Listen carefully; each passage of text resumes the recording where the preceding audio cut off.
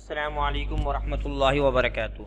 Welcome to Iqra first boys college. Student, आज इस video lectures के अंदर हम जो डिस्कस करेंगे coordination and control and reproduction के बॉटनी सेक्शंस के एमसीक्यूज़, वो भी रिड्यूस सिलेबस के हवाले से। अब ये जो पास पेपर्स के आप देख रहे हैं, इसके अंदर कोऑर्डिनेशन कंट्रोल्स के एमसीक्यूज़ आपके सामने हैं, लेकिन इसमें से हम वही एमसीक्यू डिस्कस करेंगे जो रिड्यूस सिलेबस में इंक्लूड है।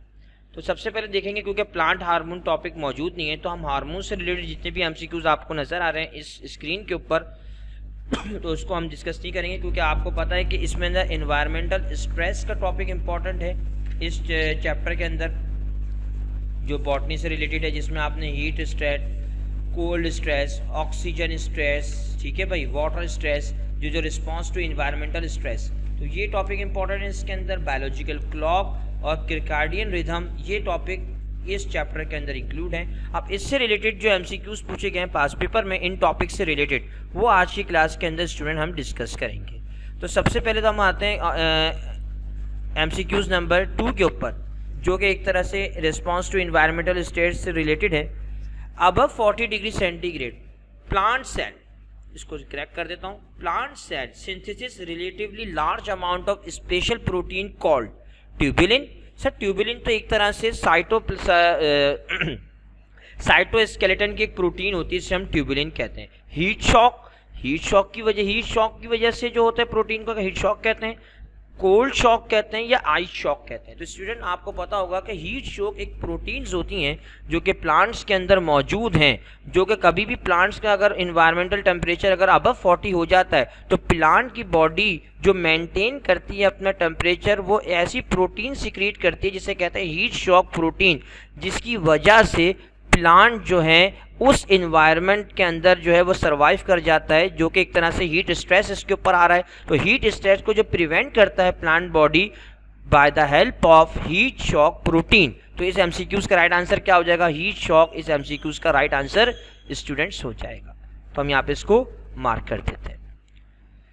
थर्ड एमसीक्यूज को करते हैं कि ये भी एक तरह से टॉपिक जो रिड्यूस सिलेबस के अंदर इंक्लूड है, chapter 3 control coordination and controls का।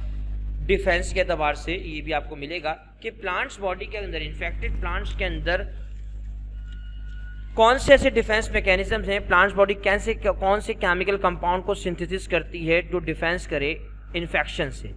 फाइटोएलेक्सिन, फाइटोक्रोम, फाइटोहार्मोन्स, फाइटोप्लैंक्टन। तो इसमें फाइटो हार्मोन्स का मतलब, तो फाइटो मीन्स प्लांट्स। अब आपको तमाम ये सफिक्स तो आप इजी समझ गए, फाइटो मीन्स प्लांट।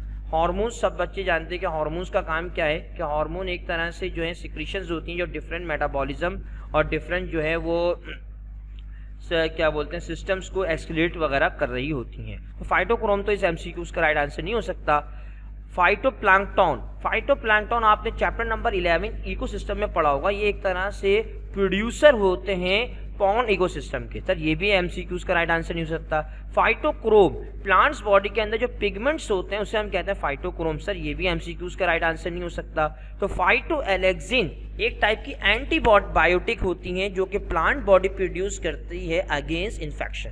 तो राइट आंसर क्या हो जाएगा? फाइटोएलेक्सिन। मैं बार बार ये बात आप लोगों से कहूँगा कि एमसीक्यूज उस तरह पढ़ें कि हर ऑप्शंस के मायने आपको पता होने चाहिए, जब जाके आप तमाम एमसीक्यूज को राइट कर सकते हैं। तो फाइटोएलेक्सिन एक एंटीबायोटिक जो प्लांट प्रोड्यूस करता है जो अगेंस्ट इन्फेक्शंस काम कर रहा होता है। तो थर्ड का आंसर क्या हो जाएगा? फाइटोएलेक्सिन। तो ये तो तकरीबन 2 ही एमसीक्यूज शामिल हैं जो रिड्यूस सिलेबस के हवाले चैप्टर 3 कोऑर्डिनेशन कंट्रोल में। अब हम रिप्रोडक्शन चैप्टर्स की तरफ आते हैं, इसके एमसीक्यूज को भी डिस्कस कर लेते हैं। इन एपीजियल जर्मिनेशंस आपको पता होगी कि जर्मिनेशन 3 टाइप की आपने पढ़ी होगी। एपीजियल जर्मिनेशन, हाइपोजियल जर्मिनेशन, ये तमाम आपकी बुक के अंदर मौजूद हैं। चैप्टर नंबर 4 रिप्रोडक्शन में आप देख सकते हैं, और बुक के पेज नंबर के साथ तो अगर एमसीक्यूज के ये लेक्चर लेंगे तो आपको आसानी से बात समझ में आ जाएगी। जैसे कि पेज नंबर 103 के ऊपर जर्मिनेशन की हेडिंग है, इसमें एपीजियल जर्मिनेशन, हाइपोजियल जर्मिनेशन और विविपेरस जर्मिनेशन, इनकी डेफिनेशंस अगर पता होंगी तो आसानी से एमसीक्यूज आप कर सकते हैं। In epigeal germination coordinated are carry above the soil due to rapid growth of. अब आपको ये पता होना है कि एपीजियल जर्मिनेशंस में रैपिड ग्रोथ किसकी होती है? रैपिड ग्रोथ ऑफ एपिकोटाइल की होती है। किसकी होती है भाई? रैपिड ग्रोथ ऑफ एपिक्योटाइल, क्योंकि एपीजियल जर्मिनेशन का मतलब क्या होता है भाई? अब आपको ये जानना होगा कि एपीजियल जर्मिनेशन का मतलब क्या है? Above, AP means above, is a kind of germination during which cotyledon carry above soil due to the rapid growth of hypocotyle। तो एपीजियल जर्मिनेशन में कॉटिलेडन की जो है, cotyledon carry above the soil due to rapid growth of hypocotyl. और अगर sir epigeal की जगह अगर हाइपोजियल जर्मिनेशन दे दी जाए तो cotyledon are carry below the soil होता है, वो किसकी वजह से होती है? रैपिड ग्रोथ ऑफ एपिकोटाइल की वजह से होती है। दोबारा मैं रिपीट करता हूँ स्टूडेंट, जरा गौर से बात को सुनिएगा कि एपीजियल जर्मिनेशंस में कॉटिलेडन की जो कैरी होता है अबव द सॉइल होता है, और hypogeal germination cotyledon carry below the soil होता है due to rapid growth of epicotyl. और अगर एपीजियल की जगह मैं क्या लिखूंगा? हाइपोजियल, और अबव की जगह बिलो लिखूंगा, तो आंसर मेरा क्या हो जाएगा? एपिकोटाइल राइट आंसर हो जाएगा। इस तरह पढ़ेंगे स्टूडेंट्स तो बात आप लोगों को क्लियर हो जाएगी। अब नेक्स्ट एमसीक्यूज पे आते हैं। Promotion of flowering by cold treatment is called vernalization. Apomixis sir ये तो एक सेक्सुअल रिप्रोडक्शन की टाइप है जिसमें स्पोर से प्लांट्स प्रोड्यूस होता है। फोटोप्रोड्यूटिज्म सर ये तो एक तरह से पीरियड लाइट के ऊपर प्लांट्स की ड्यूरेशन होती है, लॉन्ग डे प्लांट है, शॉर्ट डे प्लांट्स है, उससे हम कहते हैं फोटोप्रोड्यूटिज्म।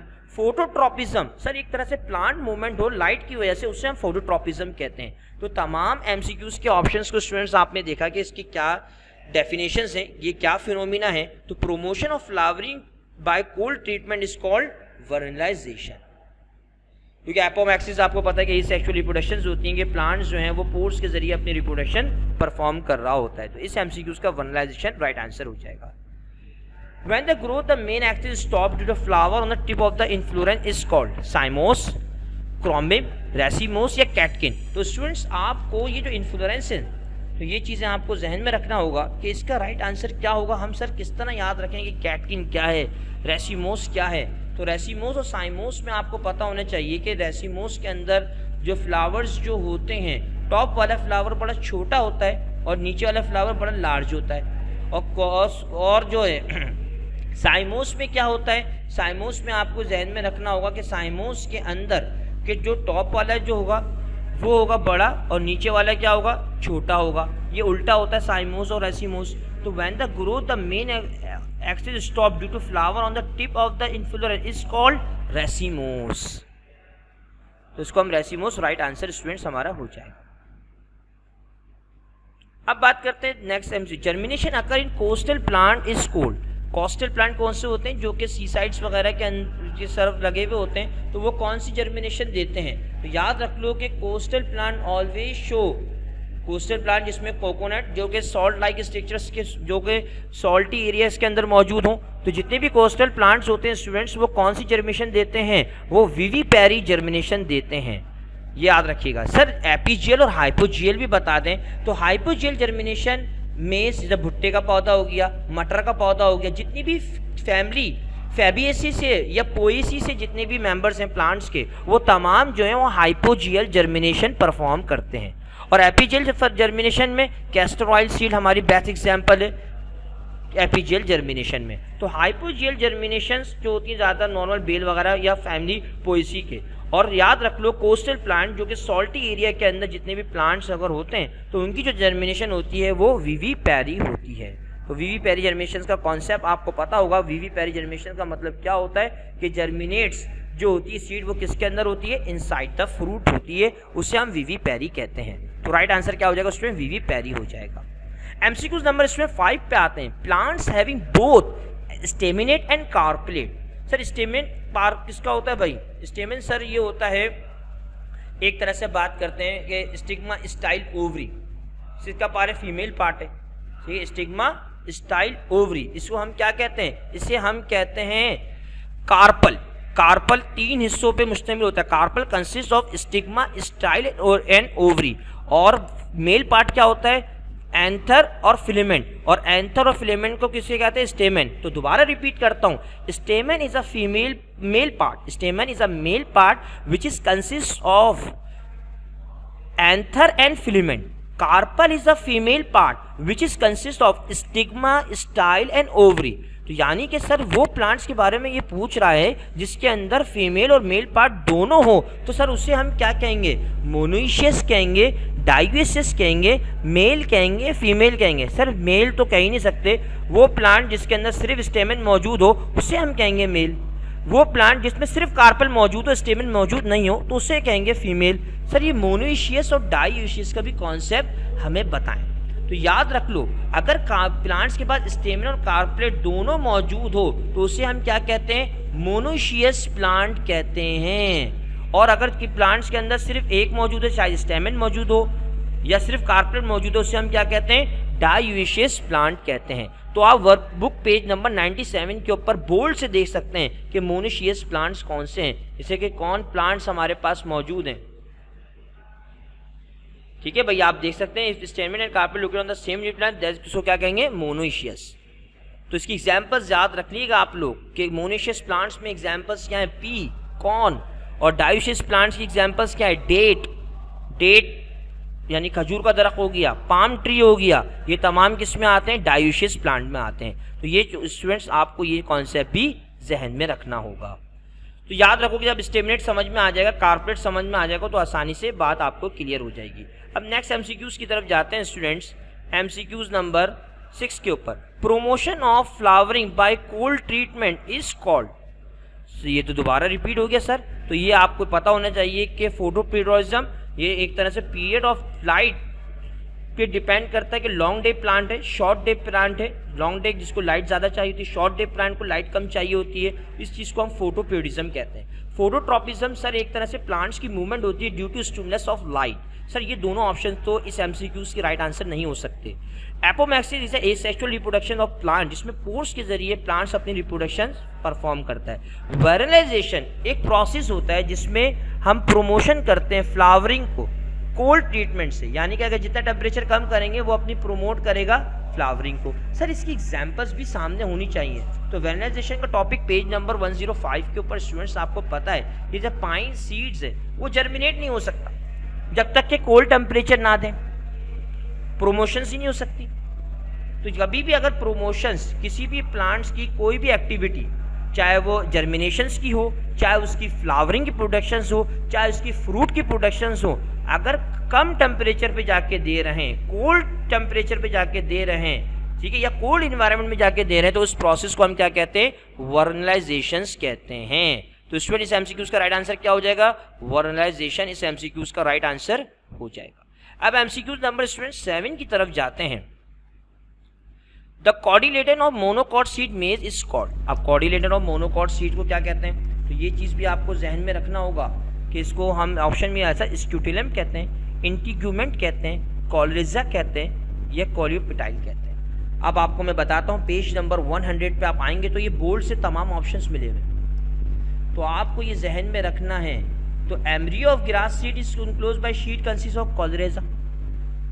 The cotyledon of monocot seed, the cotyledon of the monocot seed जो होते हैं वो किसके कवर होते हैं sir, scutellum with a large surface press against the endosperm for which the scutellum absorb nutrient during germination the embryo. तो याद रख लो बेटा, तो जो स्क्यूटुलम है हमारा इसका राइट आंसर होगा, तो कॉर्डिलेटन मोनोकोट सीड मेज इज कॉल्ड स्क्यूटिलम, क्योंकि स्पेशल सेल्स होते हैं। तो राइट आंसर स्क्यूटिलम हमारा राइट। ये आपको मेमोराइज करना पड़ेगा, ये एमसीक्यूज बोल्ड हुए में पेज नंबर 100 के ऊपर, ये टर्मिनोलॉजी बिहाफ पे ऊपर एमसीक्यूज होते हैं। डबल फर्टिलाइजेशन, डबल फर्टिलाइजेशन किस में अकर होती है, तो डबल फर्टिलाइजेशन स्टूडेंट अकर होती है बायरोफाइट्स में, जिम्नोस्पर्म में, एंजियोस्पर्म में, पेड्रोफाइट। बायरोफाइट्स तो एक तरह से आप देखते हैं डेवलप होते ही नहीं है प्लांट, तो उसमें डबल फर्टिलाइजेशन हो सकती है। जिम्नोस्पर्म में होगी या एंजियोस्पर्म में होगी, ये बात आपको जहन में रखना है। सर जिम्नोस्पर्म और एंजियोस्पर्म में क्या फ़र्क है, तो याद रख लो जितनी भी डबल फर्टिलाइजेशन जो होती है हमारे पास वो एंजियोस्पर्मिक प्लांट में होती है। इसमें होगी भाई एंजियोस्पर्मिक प्लांट्स। अगर आप देखेंगे पेज नंबर आपको 99 के ऊपर इसकी तमाम डिटेल्स स्टूडेंट्स मिल जाएगी, बुक के पेज नंबर के एतबार से बात कर तो एंजियोस्पर्मिक जो प्लांट्स होते हैं वो डबल फर्टिलाइजेशंस परफॉर्म करते हैं। तो इसका राइट आंसर एंजियोस्पर्म। अब एमसीक्यूज नंबर 9 पे आते हैं। In this type of germination seed germinate inside the fruit while still attached to the parent plant and nourish ये बड़ा बड़ा ज़बरदस्त सवाल है। Hypogeal germination inside the soil होती है, एपिजेल जर्मिनेशन भी इनसाइड द सॉइल हो रही है। अब उसके अंदर रूट्स कभी अबव होती है कभी बिलो होती है। विपिपिरस जर्मिनेशन एक ऐसी जर्मिनेशन होती है जिसमें सीड की जर्मिनेट इनसाइड द फ्रूट होती है। पार्थिनोकार्पी प्लांट्स के अंदर परफॉर्म नहीं होती। आप जानते होंगे पार्थिनोकार्पी भी एक सेक्सुअल रिप्रोडक्शन होती है जो कि एनिमल्स में होती है, जिसमें egg directly convert into zygote या sperm directly convert into zygote. Parthenocarpy और पार्थिनोकार्पी जो फिनोमिना है ये प्लांट्स में एग्जिस्ट नहीं करता, ये रिप्रोडक्शन की टाइप। तो हाइपोजेल जर्मिनेशन के लिए भी सीड जर्मिनेट क्या होती है inside the soil, epigeal germination भी seed germinate inside the soil. वाहिद एक विविपिरस जर्मिनेशन है जिसमें सीड जर्मिनेट होता है इनसाइड द फ्रूट। तो राइट आंसर इसका क्या होगा, विविपिरस जर्मिनेशन। इसकी एग्जांपल आपको जहन में रखनी होगी कि इसकी एग्जांपल्स हैं कोकोनट ट्री, पाइन ट्री, इसकी एग्जांपल्स मौजूद हैं। This one is sexual reproduction. Sir apomixis a sexual reproduction, tissue culture a sexual reproduction, sporulation a sexual reproduction, angiogamy sir ये सेक्सुअल रिप्रोडक्शन की टाइप है। अब एंजियोगैमी क्या होता है, एनआइसोगैमी कह सकते हैं इसको, एनआइसोगैमी, स्पेलिंग सही कर देता हूं, एनआइसोगैमी। तो एनआइसोगैमी स्टूडेंट्स क्या होता है, जिसके अंदर सेक्सुअल रिप्रोडक्शन एक तरह से ये पोर्स है, मतलब है स्पर्म्स और एग्स के हवाले से। तो इसके अंदर मॉर्फोलॉजी क्या होती है, सिमिलर होती है, और फिजियोलॉजिकल क्या होती है, गैमेट्स की डिसिमिलर होती है। एन का मतलब क्या है कि मॉर्फोलॉजी इनकी सेम होगी इन गैमेट्स की, और जो फिजियोलॉजी होगी वो डिफरेंट होगी। तो एनआइसोगैमी बेसिकली गैमेट्स का एक तरह से नेचर बताया गया है, और एनआइसोगैमी जो इन्वॉल्व होती है वो सेक्सुअल रिप्रोडक्शन में होती है। तो राइट आंसर क्या हो जाएगा, एनआइसोगैमी। स्टूडेंट इस एमसीक्यूज का राइट आंसर हो जाएगा। अब स्टूडेंट्स हम जाते हैं एमसीक्यूज नंबर 11 के ऊपर। The kind of inflorescence in which flower are unisexual, sessile, cover by spathe. अब आपको इन्फ्लोरेंस की चीज़ें जहन में रखनी होगी कि इसका राइट आंसर क्या होगा। तो आपको जहन में रखना है कि कैटकिन एक तरह से इन्फ्लोरेंस है रेसिमोस की, जिसमें फ्लावर्स क्या होते हैं, सेसाइल होते हैं, यूनिसेक्सुअल होते हैं, और कवर होते हैं स्पैथक है। तो राइट आंसर क्या हो जाएगा, कैटकिन। इस एमसीक्यूज का राइट आंसर स्टूडेंट्स हो जाएगा। राइट। तो स्टूडेंट आज इसकी वीडियो लेक्चर्स के अंदर हमने बॉटनी सेक्शंस के कोऑर्डिनेशन एंड कंट्रोल और रिप्रोडक्शन के पास्ट पेपर को डिस्कस किया। अब नेक्स्ट क्लास के अंदर ज़ूलॉजी सेक्शंस के चैप्टर नंबर 4 रिप्रोडक्शन को हम डिस्कस करेंगे। जब तक के लिए अल्लाह हाफिज़। अस्सलामु अलैकुम व रहमतुल्लाहि व बरकातुहू।